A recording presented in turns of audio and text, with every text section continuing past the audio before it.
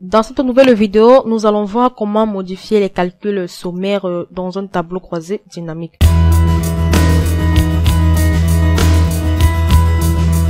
Alors, par défaut, Excel utilise tout simplement la fonction somme pour calculer les résumés du champ de données.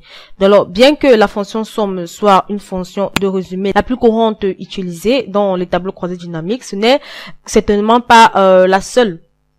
Donc, il en existe 11 fonctions de synthèse décrites pour les tableaux croisés dynamiques.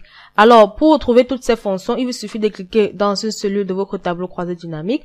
Ensuite, effectuer un clic droit de la souris et sélectionner synthétiser la valeur par.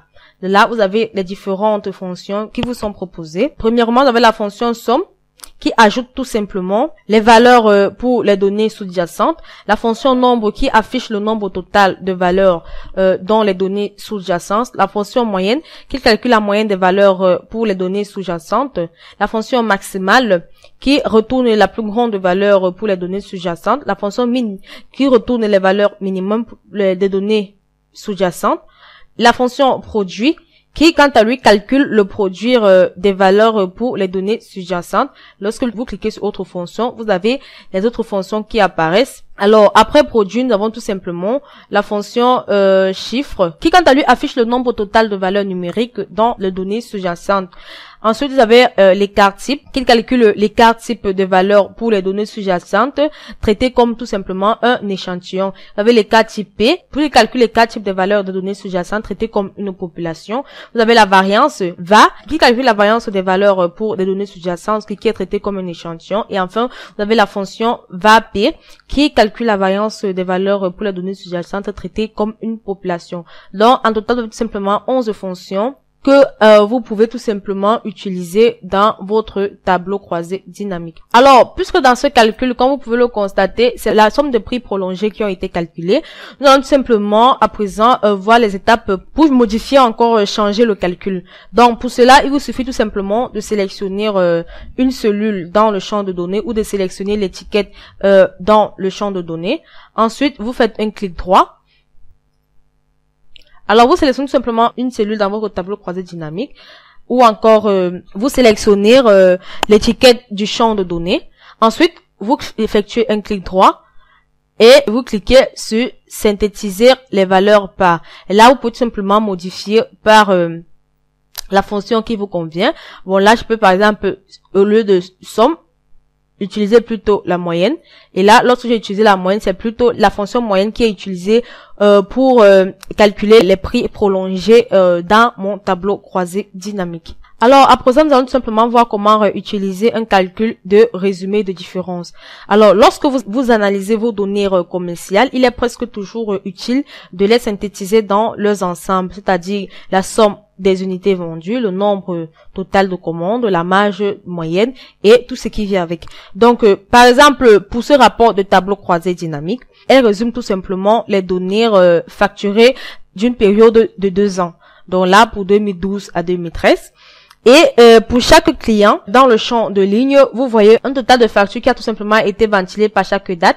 Donc ici pour 2012, par exemple, le client Green Lake a totalisé 8569 $. En 2013, il a totalisé 9942 $. Alors, cependant, il est également utile de comparer une partie de données avec tout simplement une autre.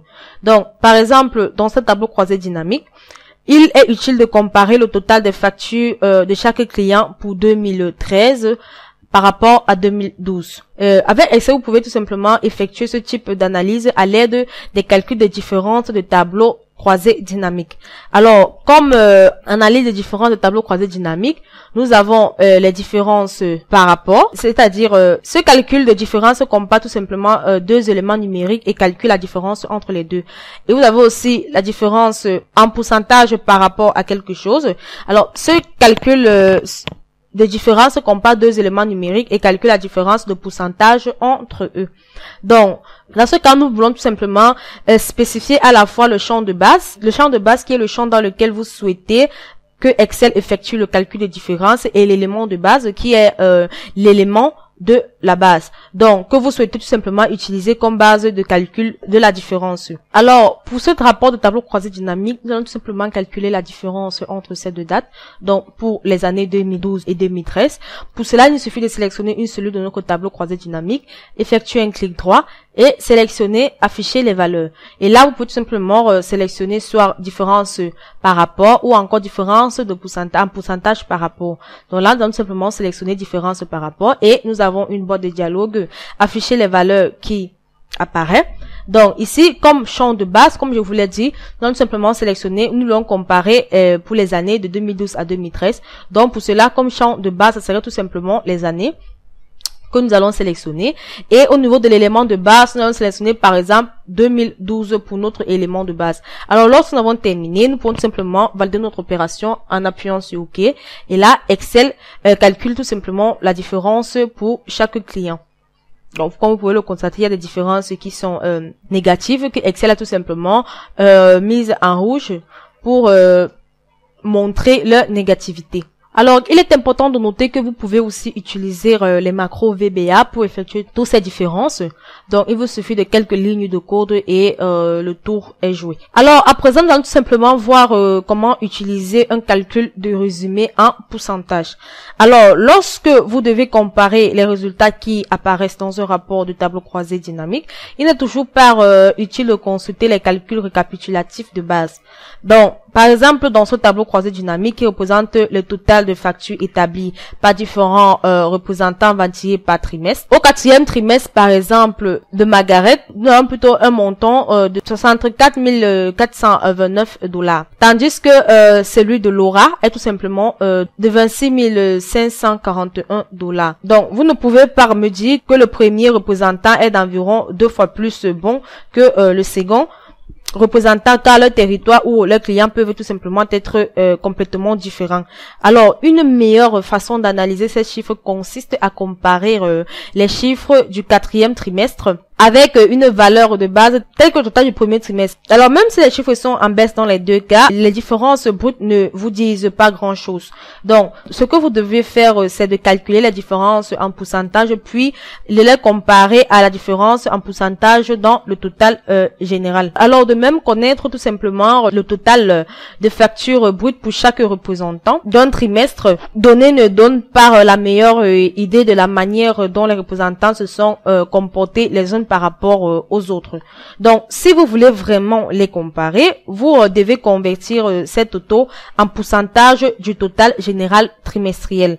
Alors, lorsque vous souhaitez utiliser des pourcentages dans votre analyse de données, vous pouvez utiliser des calculs de pourcentage d'Excel pour afficher des éléments de données sous forme de pourcentage d'un autre élément ou sous forme de pourcentage de total de la ligne, donc de la colonne ou encore du tableau croisé dynamique en cours. Donc, Excel propose plusieurs pourcentages.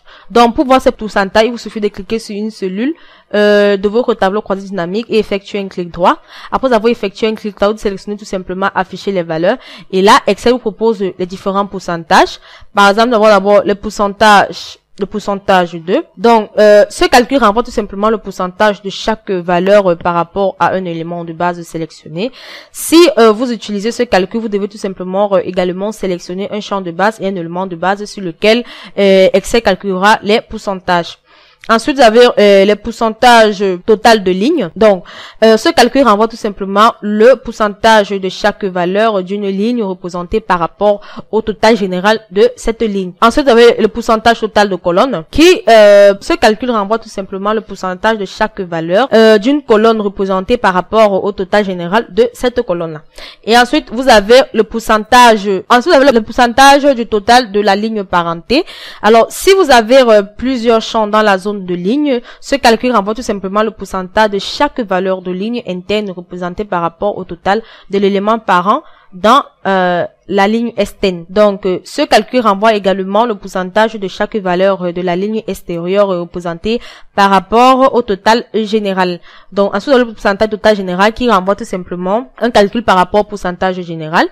Ensuite, vous avez le pourcentage total de la colonne parente qui, quant à elle, si vous avez plusieurs champs dans la zone des étiquettes de colonne, ce calcul renvoie tout simplement le pourcentage que représente chaque valeur d'une colonne interne. Donc, par rapport au calcul d'éléments parents de la colonne extérieure, ce calcul renvoie également le pourcentage de chaque valeur et de la colonne externe représentée par rapport au total général. Après, vous avez tout simplement le pourcentage total du parent. Donc, si vous avez plusieurs champs dans la zone des lignes ou des colonnes, ce calcul renvoie tout simplement le pourcentage de chaque valeur par rapport à un champ de base sélectionné dans la ligne ou la colonne externe. Donc, si vous utilisez ce calcul, vous devez également sélectionner un champ de base sur lequel Excel calculera ses pourcentages. Enfin, vous avez tout simplement le pourcentage total général qui, quant à lui, ce calcul renvoie tout simplement le pourcentage de chaque valeur du tableau croisé dynamique représenté par rapport au total général de l'ensemble du tableau croisé dynamique. Alors, nous allons tout simplement effectuer l'une de ces des pourcentages pour notre tableau croisé dynamique. Alors, pour configurer un calcul de différence, comme nous l'avons vu tout à l'heure, vous devez tout simplement sélectionner une cellule de votre tableau croisé dynamique. Alors, après avoir sélectionné une cellule de votre tableau croisé dynamique, vous effectuez tout simplement un clic droit de la souris. Et ensuite, dans le groupe afficher les valeurs, vous devez tout simplement sélectionner un des pourcentages que Excel vous propose. Alors, si vous avez tout simplement choisi le pourcentage 2 ou encore le pourcentage total par an, vous utilisez tout simplement la liste de base pour cliquer sur le champ que vous souhaitez utiliser comme champ de base. Par contre, si vous choisissez le pourcentage 2, vous devez tout simplement utiliser la liste d'éléments de base pour cliquer sur l'élément que vous souhaitez utiliser comme élément de base. Alors, pour cet exemple, nous allons tout simplement choisir le pourcentage 2 et une boîte de dialogue afficher les valeurs apparaît avec le champ de base, comme je vous l'ai dit tantôt tout à l'heure, le champ de base et l'élément de base. Donc ici, pour notre champ de base, nous allons tout simplement sélectionner, c'est par rapport au trimestre. Donc nous allons tout simplement sélectionner les trimestres. Et notre élément de base serait tout simplement le trimestre 1. Donc lorsque nous avons terminé, nous pouvons tout simplement valider notre opération en cliquant sur OK. Et là, Excel renvoie tout simplement le pourcentage par rapport au trimestre 1. Alors, comme vous pouvez le constater, vu que notre élément de base était tout simplement le trimestre 1, donc par conséquent, le trimestre 1 a tout simplement un pourcentage de 100%, ce qui est normal. Et maintenant, les autres trimestres ont des pourcentages par rapport au trimestre 1, qui est tout simplement de 100%. Alors, à la suite de cette vidéo, nous allons tout simplement voir comment utiliser un calcul récapitulatif du total en cours. Donc, lorsque vous définissez un budget, il est courant d'avoir des objectifs de vente non seulement pour chaque mois, mais également des objectifs cumulés au fil de l'exercice. Donc, par exemple, vous pouvez avoir des objectifs de vente pour les premiers et les deuxièmes mois, mais également pour le total sur 2 mois. Donc, vous pouvez également avoir des objectifs cumulés pour 3, pour 4 mois, pourquoi pas voire 10 mois. Donc, les sommes cumulées de ce type sont appelées tout simplement les totaux cumulés et peuvent constituer un outil d'analyse très précieux. Donc, par exemple, si vous avez un retard cumulatif sur votre budget après 6 mois, donc vous pouvez ajuster le processus, les plans marketing, les incitations clients et tout ce qui va avec. Donc, les rapports de tableau croisé dynamique d'Excel sont accompagnés d'un calcul récapitulatif total cumulé que vous pouvez tout simplement utiliser pour ce type d'analyse.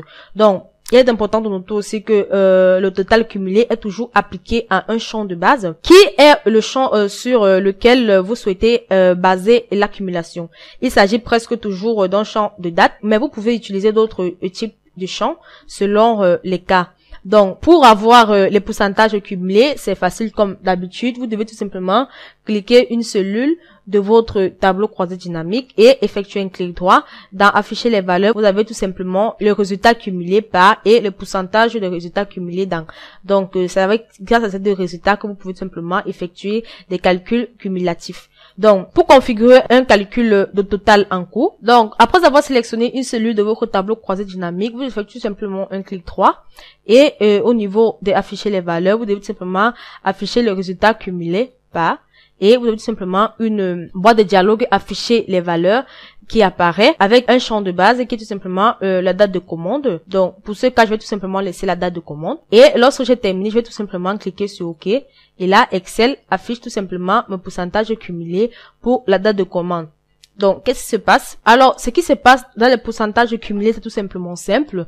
Lorsque nous revenons à notre tableau croisé dynamique initial, ici, pour janvier, nous avons une quantité de 6867 et pour février de 6247. Mais lorsque nous affichons un pourcentage cumulé, nous avons plutôt en janvier, nous avons nous-mêmes 5867 et en février, nous passons plutôt à 11114.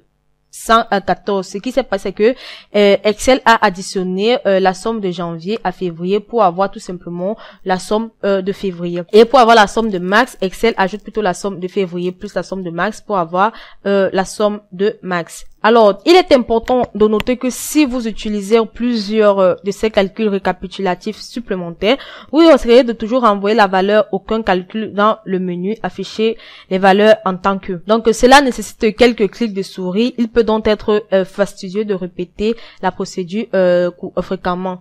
Donc, vous pouvez tout simplement gagner du temps en créant une macro VBA qui va réinitialiser le tableau croisé dynamique. Donc, alors, à présent, nous allons tout simplement voir comment utiliser un calcul sommaire d'index. Donc, les tableaux croisés dynamiques sont parfaits pour la réduction de grandes quantités de données relativement incompréhensibles dans un rapport de synthèse compact et plus facile à saisir.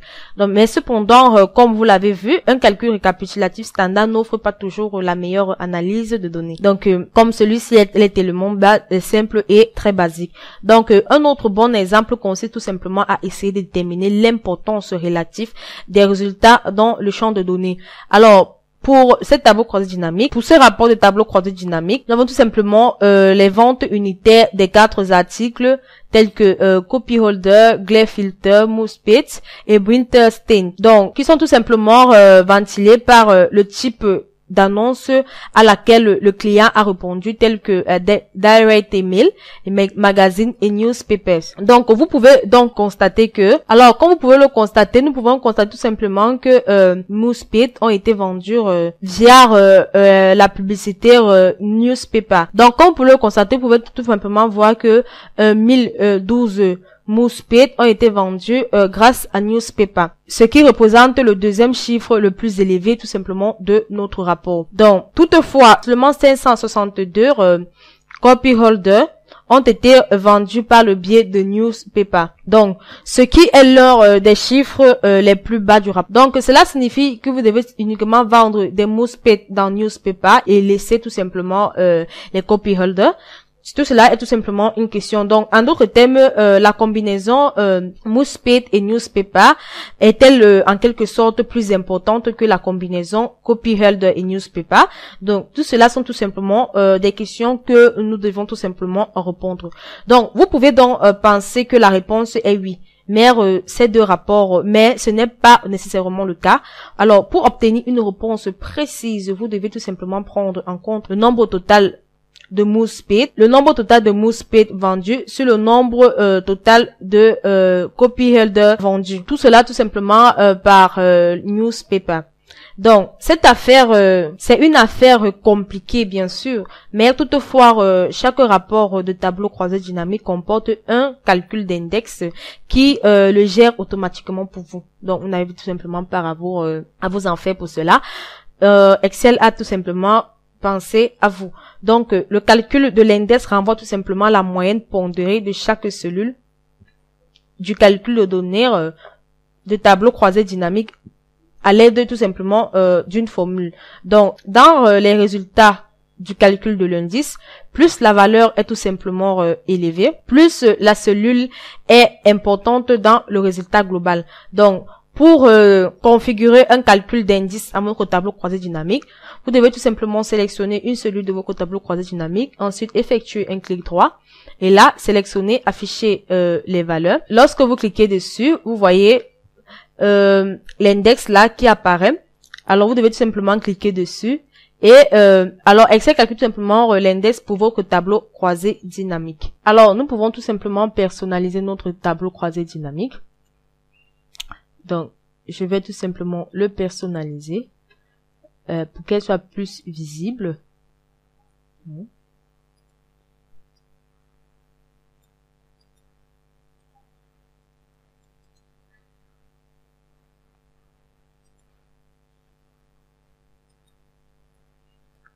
Donc, un nombre, là, je vais laisser 2 chiffres après la virgule. Et, check bam, voilà. J'ai tout simplement personnalisé mon tableau croisé dynamique pour qu'elle soit plus visible. Alors, comme vous pouvez le constater, la combinaison entre MoveSpeed et Newspaper qui avait un montant élevé que la combinaison Copyhold et Newspaper. Comme vous pouvez le constater, la combinaison MoveSpeed et Newspaper a tout simplement un indice de 0,90%, tandis que la combinaison Copyhold et Newspaper a un indice de 1,17%. Donc, soit qui est tout simplement la valeur la plus élevée que la précédente. Donc, ce qui pour vous dire que vous ne devez pas tout simplement vous fier au calcul que vous voyez, sans avoir à calculer tout simplement les indices par rapport à ces champs. J'espère que vous avez aimé cette vidéo de l'entreprise Excel Global, entreprise spécialisée dans les prestations de services Microsoft Excel. Si vous avez aimé cette vidéo, n'oubliez pas de vous abonner et de cliquer sur le bouton j'aime et ensuite de la partager. Si vous avez des questions à poser, vous soyez libre de les poser dans l'espace commentaire. Nous allons nous retrouver très prochainement dans une nouvelle